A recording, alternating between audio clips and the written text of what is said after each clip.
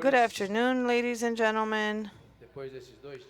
After these 2 very intense days, and on behalf of Gustavo Werneck, who has handed me the mission here to close our event, on behalf of them, I'd like to congratulate and greet all of the committee members, our technical teams, and participants. So now it is up to me, who was invited to guide Alacero between 24 and 25.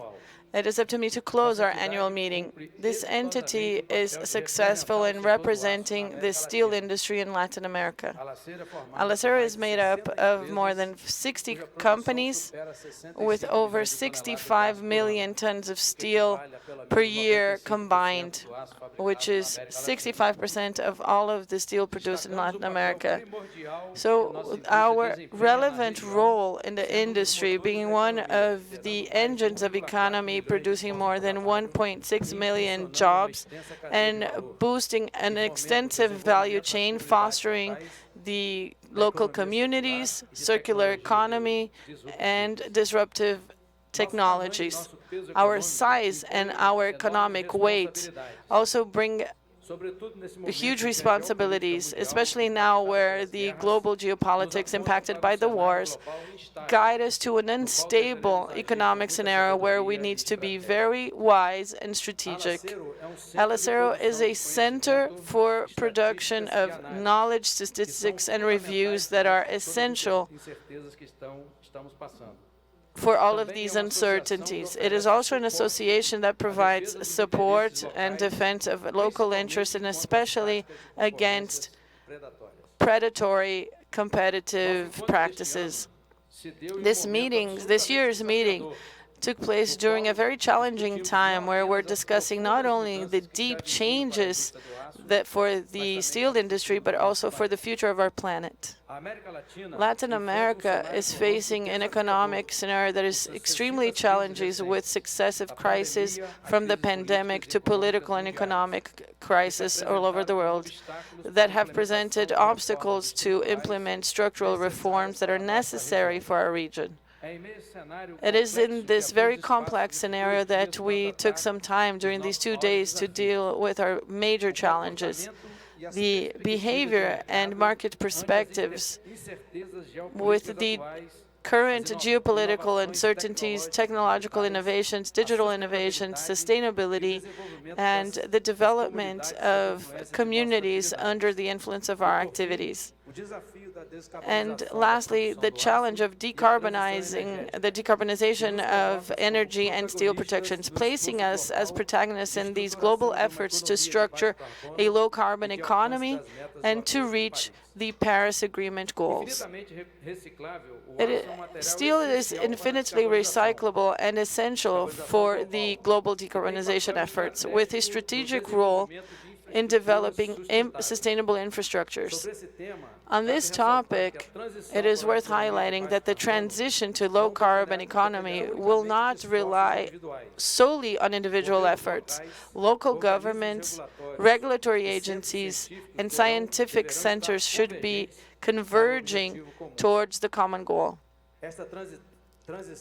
This transition will have a high cost, and therefore, financial incentives from government will be required for these to fund competitive competition and fostering products of low carbon emissions. So we now need protection and incentives not only for power transition. The unfair competition with imported steel produced with subsidies is a threat for our activities. It's a huge threat. The countries in our region that still have not established the appropriate barriers, protective barriers, will see the cost of steel go down to critical levels. The imported steel, especially from China, has been proven by recent data from Alacero, pointing to an increased consumption of steel in Latin America this year, and to an incoherent drop in production that can only be justified by the exponential growth of imports.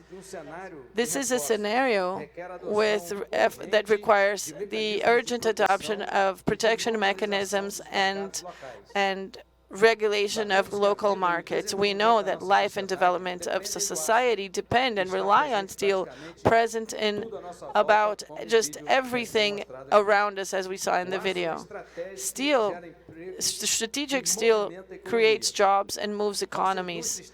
Our industry is generally committed to the ESG agenda, with safety and healthcare for our people that are our greatest assets, with sustainability, development of communities, and incrementing national economies. In this new management, we will continue the important work that has been done to primarily defend and strengthen the steel industry. I would like to thank everyone here for this excellent meeting this year, where we have debated the present and future of our industry in this time of such profound change. And we'd like to invite you all to participate in our next edition of Alacero Summit in Buenos Aires next year in October. Thank you, and have safe travel.